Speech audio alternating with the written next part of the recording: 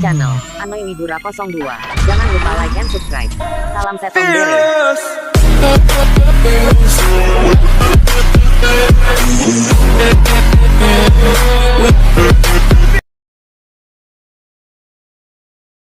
Alladzi yuwaswisu fi syudurin nasi minal jinnati wan nas. Oke, Allah tidak menciptakan jin dan manusia kecuali untuk beribadah kepada Allah.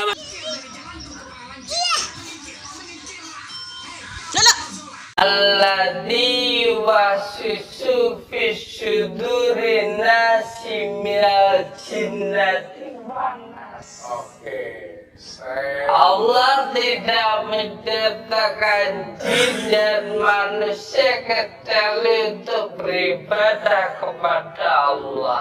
Pada kesempatan ini saya akan berbicara tentang apa yang sudah viral dalam kesempatan ini, yaitu Samsudin seorang pesulap atau seorang dukun atau seorang apa, kita tidak jelas sebenarnya.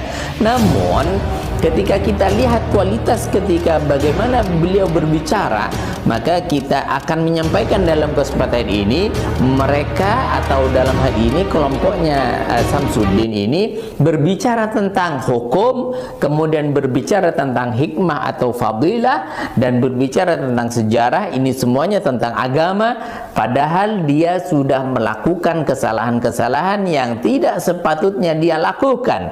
Karena sini ada nanti fotografinya di sini, ada yang di dada, ada yang di usus, ada yang di kaki. Tidak semua hal bisa dilogikakan, sayang. Ada yang nyata, ada yang gaib. Kalau semua hal harus dilogikakan, orang bisa nggak beragama. Ini yang paling bahaya.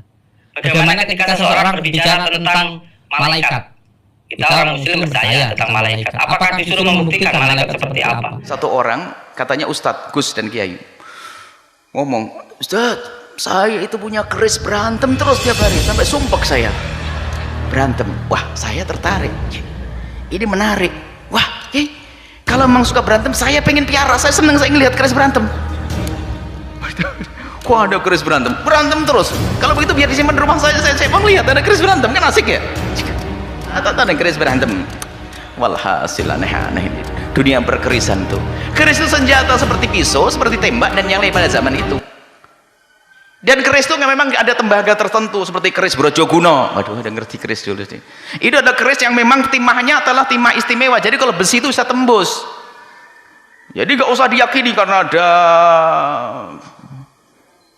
adanya ini jinnya 16 apa aja. Jadi kalau itu nggak boleh, keris biasa saja. Kalau ada keris paling keramat, bawa sinilah, nanti saya pinjemin. Paling aneh, apa itu?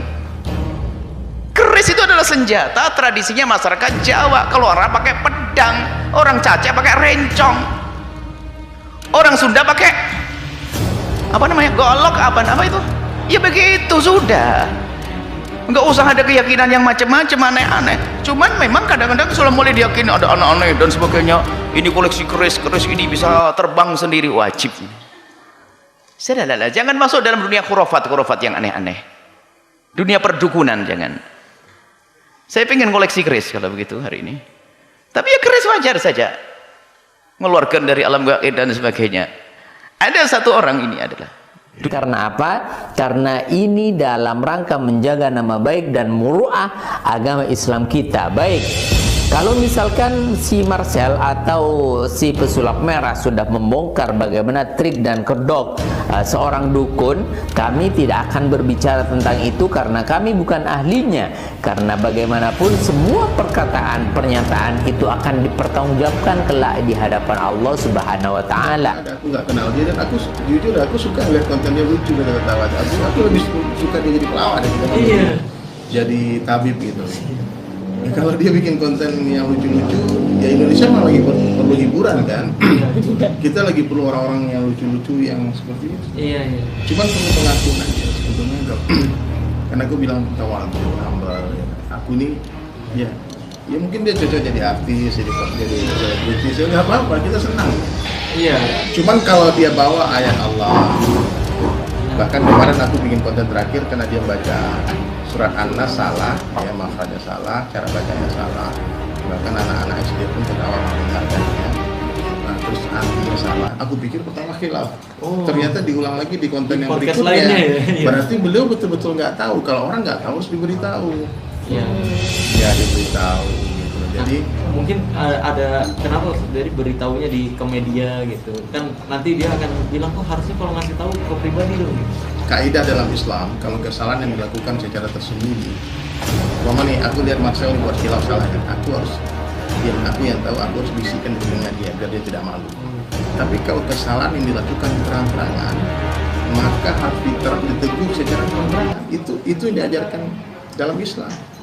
Itu bukan menghinakan dia, enggak. Kita meluruskan aja. Lah, ketika Anda bisa paranormal dan Anda punya ilmu alim berbicara tentang agama, silahkan dua-duanya. Akan tetapi ketika dukun dengan orang alim ini bertentangan sebenarnya, tidak mungkin dua-duanya dijalankan. Di dalam Al-Quran ada yang namanya jin, yaitu di surat An-Nas, yang intinya bunyinya bahwa yaitu di surat An-Nas, yang intinya bunyinya bahwa yaitu di surat An-Nas, yang intinya bunyinya bahwa tidak saya ciptakan jin dan manusia kecuali untuk beribadah kepada Allah. Tidak saya ciptakan jin dan manusia kecuali untuk beribadah kepada Allah. Qul a'udzu birabbin nas. Katakanlah, aku berlindung kepada Tuhannya manusia, Malikin nas, rajanya manusia, Ilahin nas, Tuhannya manusia, Min syarril waswasil khannas,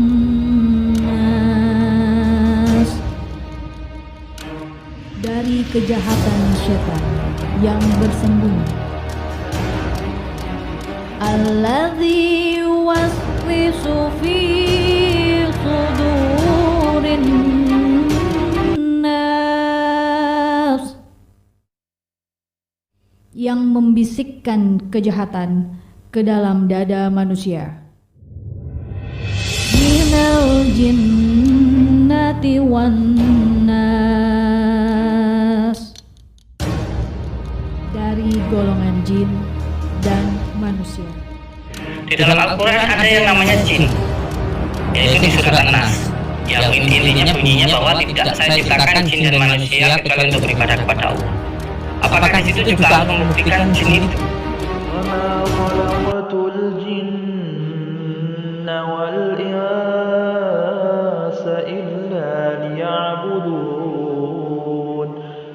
Apakah di situ juga harus membuktikan jin itu?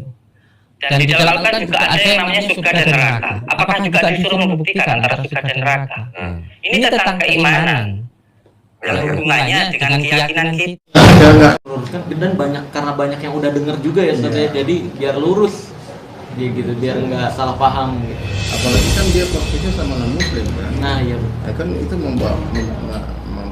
ada hubungan dengan marwah agama kita. Iya. Jadi aku yang mudah-mudahan non muslim bisa memahami kalau Islam itu sempurna, yang kita yang nggak sempurna. Iya, kita yang jangan sampai agamanya yang disalahkan. Bang, tapi beberapa edukasi abang di konten itu kebanyakan tuh ada yang offset bang. Mungkin gitu sih bang. Nah, offset-nya dari mana? Offsetnya dari mungkap tracking gitu loh bang, karena banyak ini loh dampaknya perkebunan gitu loh. Sepi ya. Jauhnya sepi gitu. Ya kalau jujur dianggap offset terus saya harus berbohong gitu. Nah itu kan jadi pertanyaan gitu. Ya kan kalau saya berjujur seperti itu mengedukasi dianggap offset, terus yang bener harus bikin bayar orang untuk pura-pura jadi dukun terus mental-mentalan. Nah ini kan berbohong atas nama agama kayak gitu. Maka dari itu saya bongkarin kalau itu sebenarnya hanya acting, kalau begini triknya kayak gini. Alladzi yuwaswisu fi syudurin nasi minal jinnati wan nas. Allah tidak menciptakan jin dan manusia kecuali untuk beribadah kepada Allah. Jalan masuknya yuwaswisu fi syudurin nasi minal jin waswas.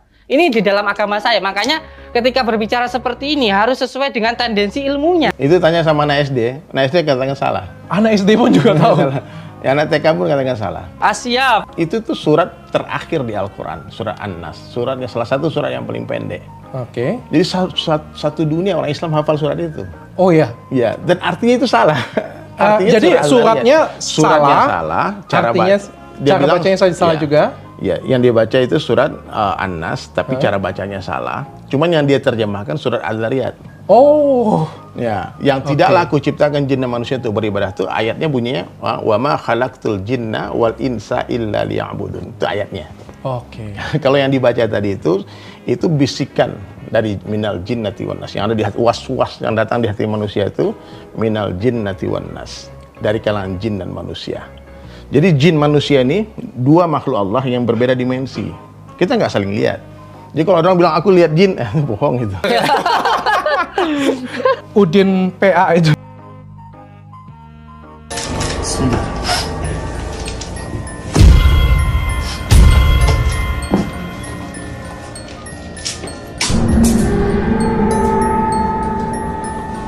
Kalau orang Jawa bilang, jadi sejenis melati. Biasanya di tempat itu sesuatu hal yang menjadi daya tarik. Dan ini memang sudah ada di sini sebelum tempat ini dibangun.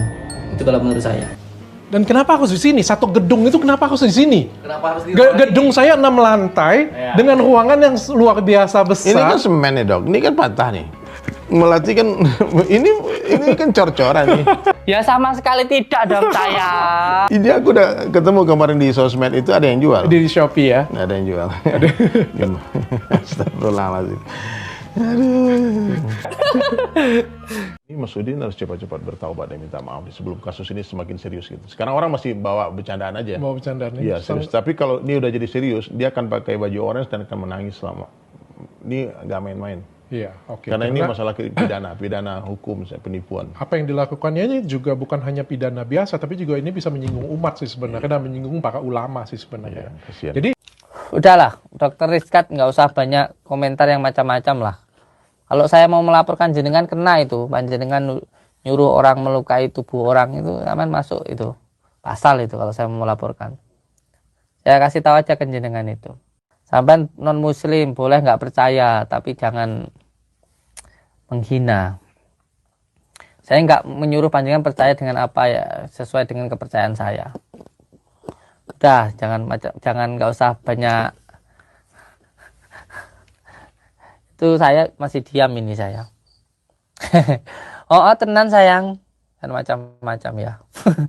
Sama mobil taksi dikasih tuh sama Dokter Ikat, kasih berapa? 1.500.000 tuh. Uangnya langsung tak kasih ke sopir Bluebird itu, ke mobil taksi itu.